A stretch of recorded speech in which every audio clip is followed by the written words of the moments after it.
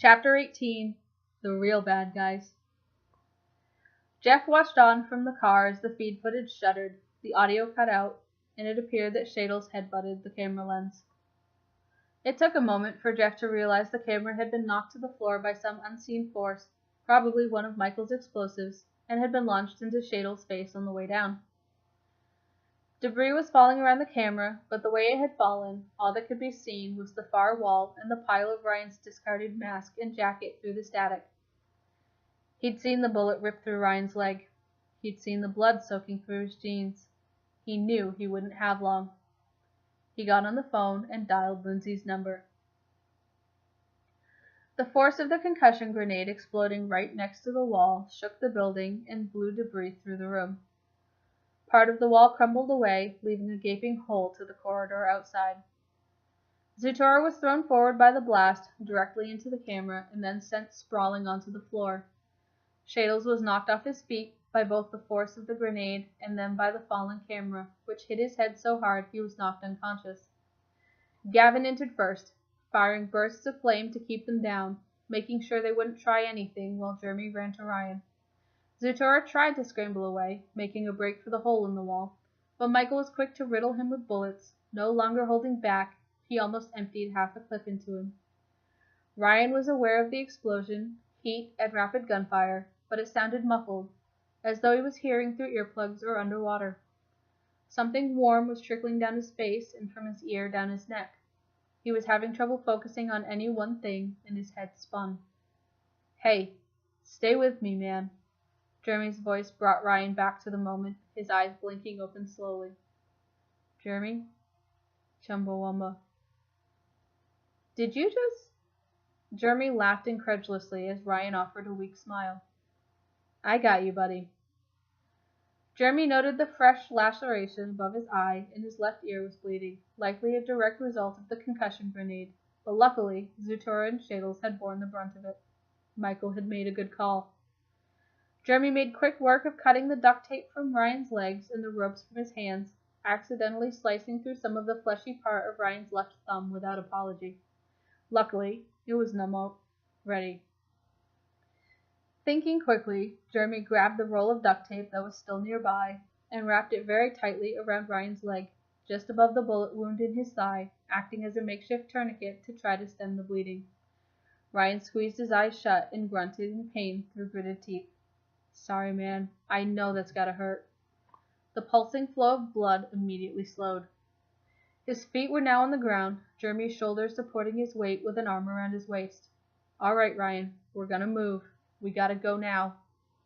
Jeff's voice over the comm startled everyone yet again. "What's happening? Have you got Ryan?" "I got him, Jeff. We're coming out. He needs a hospital bad. He's lost a lot of blood," Jeremy replied. "Get him to Jack. I just got off the phone with Lindsay. She's on her way to St. Fiacre Hospital. She'll take care of things on that end. Jack, you catch that?" "Loud and clear, Jeff. St. Fiacre.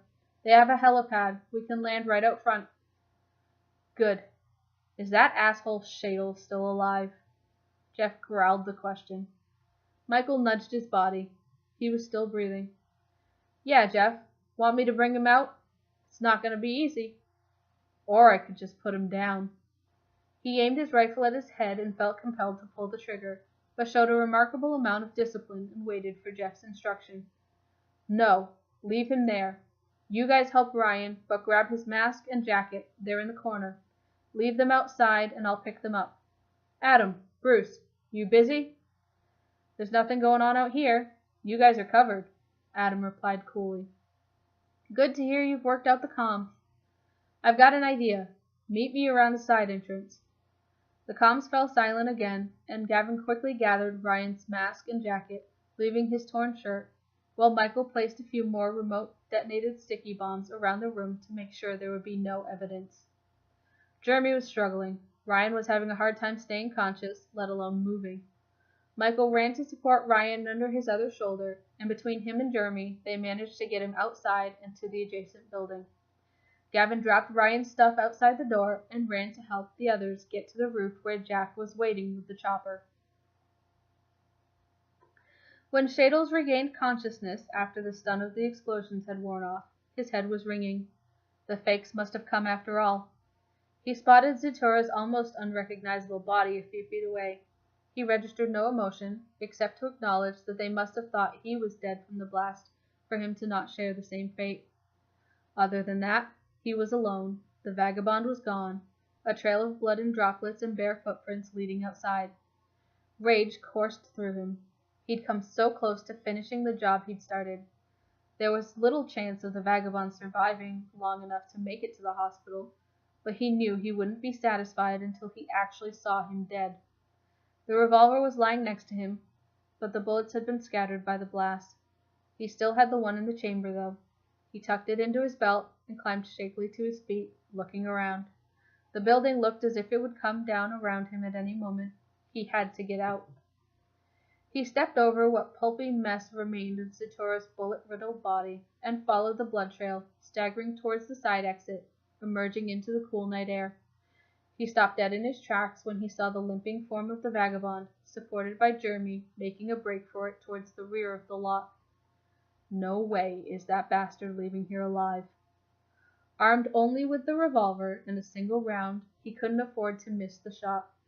He started to close the distance between them when suddenly he stumbled forward, unable to support his own weight on his ankle, as it exploded into blood and shards of bone. As he realized what had happened, he let out an ungodly howl. The revolver bounced from his hand as he went down, and he saw a sneaker-clad foot kick it just out of reach. "Hey, motherfucker!" Jeff's voice snarled over him. The real bad guys showed up. He looked up to see the vagabond remove his mask, and Bruce's face grinned down at him. Kovic, not Jeremy, propping him up. Surprise! Jeff kicked him hard in the side of the head, knocking him unconscious again. The force of the kick sent a shockwave up Jeff's leg, and he cringed at the pain. Worth it, he thought. Lawrence's voice over the radio sounded thrilled. "Hey, you guys see that shot?" "That was fucking awesome, Lawrence," Adam confirmed. Jeff agreed. "Nice shot, dude. Now, let's get this motherfucker in the trunk and get the hell out of here." "Just one more thing." Bruce pulled a flare from his pocket. "Jack, are you guys clear?" "Affirmative. We are clear of the block. Heading north," Jack confirmed over the radio. Why do you ask?" "You know, just reasons. James, you catch that?" Bruce checked in on the separate funhouse line. "Got it. You mark it, and I'll call it in." James's voice could just be heard through the shared comms. Guys?" Jeff raised an eyebrow. "Care to share?" "I think we should be on our way now." Bruce popped and threw the flare into the middle of the open lot near the warehouse, orange smoke billowing into the air. Working together, they quickly stuffed Shadles into the trunk and piled into the car. Ryan had barely managed to stay conscious as the lads bundled him into the chopper for evac, laying him down in the back. Gavin had climbed in next to Jack, keeping a close eye on the warehouse for any signs of movement. Jeremy and Michael rode in the back, half hanging out the side doors, half keeping an eye on Ryan, knowing there was little they could do now but hope they got him to emergency in time. Jeremy's improvised tourniquet had been holding, the bleeding had slowed significantly, but then again, it could also be that his blood pressure had dropped from massive blood loss. Jeremy found a pulse in Ryan's neck and measured his heart rate with his watch. He wasn't entirely sure what to expect, but he felt better, feeling the slight beat under his fingers. Over the radio, Jeremy could hear Jack confirming they were clear of the block, but couldn't hear the response over the sounds of the helicopter's blades and rushing air. "Someone flew a flare down there," Gavin observed. "What the fuck?" Jack started as the rumble of an engine rolled overhead. They looked back just in time to see the firestorm rain down on the warehouse, detonating the explosives Michael had laced the place with and adding to the destruction. If anyone had been alive in that block before they left, they sure as hell weren't anymore. The place was leveled. The funhouse guys let out a collective cheer over the comms. "Boosh! That was awesome!"